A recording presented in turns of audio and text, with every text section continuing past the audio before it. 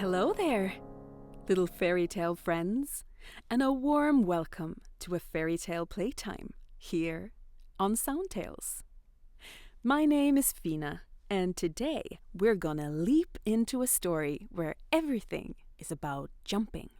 Jumping high, jumping far, jumping silly. But first, I think we need a little warm-up. Okay, so if you can, and if you want to, stand up with me. I'm standing up here too. There we go. Let's start with teeny tiny jumps in place.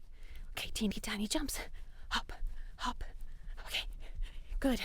Now we're gonna start jumping a little higher and a little higher, and then as high as we can. Oh my goodness. Well done. Okay, you'll get to move a bit more soon, but for now you can sit down for a moment, because now it's time to jump into Hans Christian Andersen's silly, strange, and honestly a little unreasonable story called The Leaping Match. Once upon a time, there were three very different creatures who had decided to join a big jumping match. A flea, tiny as can be, but bragging about being able to jump higher than the moon. A cricket, green, graceful, and very pleased with himself. And a frog, who was mostly just, well, froggy. Okay, hold up, I just need a second here. A flea, a cricket, and a frog in a jumping competition? All right, sure. That sort of makes sense so far, but what's the prize? Let me see, where was I? Yes. The king of the land said, "Whoever jumps the best shall marry the princess." Excuse me? Wait, I think here's the unreasonable part. Marry whom? The princess? Okay, but who is this king, really? I mean, was he elected or something? No, wait. Kings aren't elected, are they? Unless... Wait, maybe the king is just a nickname. And maybe he just likes bossing people around, and the princess is just his best friend with a tiara. Honestly, that sounds the most believable, don't you think? Okay, sorry, I digress. I'll keep going. Anyway, the contest was about to begin. The flea, the cricket, and the frog stood side by side. The audience, made up of various small animals and a couple of very confused pigeons, was buzzing with excitement. And the judge, an old turtle with tiny glasses, raised a little signal flag. Yes, it's time to begin. And you know what? I think we should join in the contest too. Let's all stand up again if you want to. Quick as a flea, here we go. Now let's jump like a flea, but remember, fleas are teeny, teeny, tiny. So make your jumps really small and really fast. Just a little bit off the ground. Yes, just like that. Oh, excellent. Good. Oh, great. Oh, good. Oh, keep going. Very beautiful little fleas. Okay, great. Now let's sit down again and let's see how the real flea does. The flea cleared its throat and it brushed itself off as if wearing an invisible dress, or maybe a very fancy blazer. Who knows? I've been training all week. I am going to jump so high no one will ever see me, the flea squeaked. And that's exactly what happened. The flea bent its little knees and swoosh! A tiny whisper of wind, and the flea was gone. The audience stared up into the sky. Nothing there. Just a cloud that looked like a cheese sandwich with extra cheese. "Where did the flea go?" whispered a hedgehog. I think... gone?" replied a little mouse, who was trying to follow the flea with its gaze, but getting completely distracted by how hungry it got when it saw the cheese sandwich cloud. So what do you think? Does a jump count if no one sees it? Maybe it was amazing. Maybe it was just a sneeze or the wind that carried the flea off. That flea could have just sneezed and vanished. I don't know. The judge muttered something, scratched a note onto a tiny piece of paper, and lifted the flag again. Time for the next contestant. And next up was the cricket. But wait, let's feel the cricket's vibe first, shall we? Now stand up again if you want to, and put your hands on your thighs, and yes, just like that. And now rub your hands back and forth on your legs like you're making cricket music. Yes, cricket rhythm. Very good. Let's see. Can we hear anything? Yes, keep going. And now flutter your arms a little bit, like tiny cricket wings. Buzz, buzz, buzz. Let's do a big, graceful jump. 1, 2, 3, jump. Oh, lovely. And another one.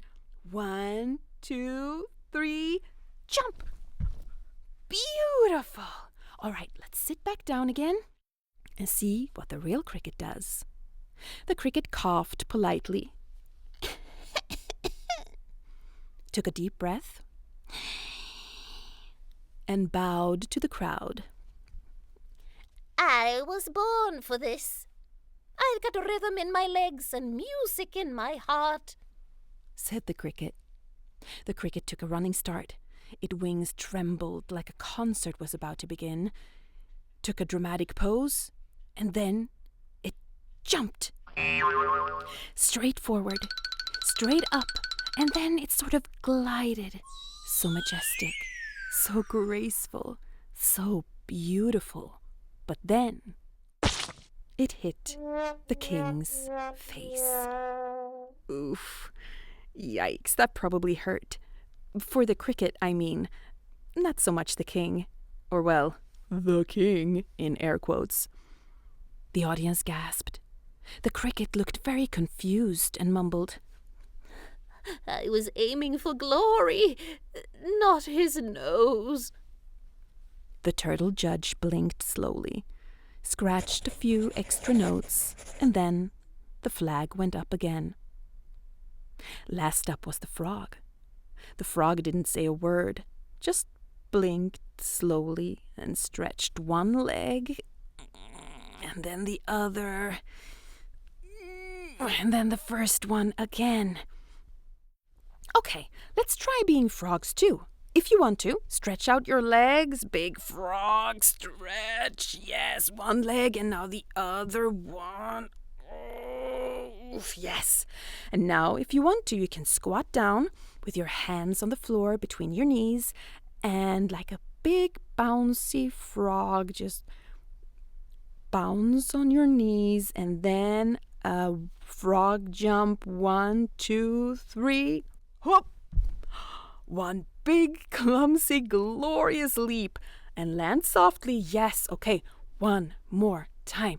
1, 2, 3, and hop. Bravo! All right, back to sitting. Let's see what the frog does. The frog got into position. No drama, no wings, no speech. Just one solid jump. And guess where the frog landed? Right in the princess's lap. Well then. The flea vanished. The cricket nosedived straight into the king's face, and the frog landed exactly where the prize was. Smart or just lucky? The audience went completely silent. The turtle judge looked up, looked down, looked at his tiny flag, and then he said very slowly, That was an acceptable jump. The turtle scratched the final scratch on a piece of paper. The audience waited for the official result from the judge. The frog wins because the jump landed just right. The end. So the frog won? Just like that? And sometimes it doesn't matter how high or how fancy you jump. It's not about that. It's about where you land, whether it's luck, timing, or talent. But did they get married? Well, we don't really know. So what can we learn from this fairy tale? Well, first of all, we don't even know if there was a princess, or if the king was really a king, right? So always question what you're told. Twist it, turn it, and ask, why are you hearing what you're hearing? Why are you being told what you're being told? That's a very important lesson to carry with you, whether you're a child or a grown-up. And second of all, everyone jumps in their own way. The flea jumped the highest, the cricket jumped the fanciest, but the frog landed right in the princess's lap. You can win by landing in the right place or just by getting a bit lucky. Thank you so much for listening and leaping with me today. Feel free to comment with any fairy tales you'd like me to tell next, and maybe your story will be the one we hear next time, right here on SoundTales.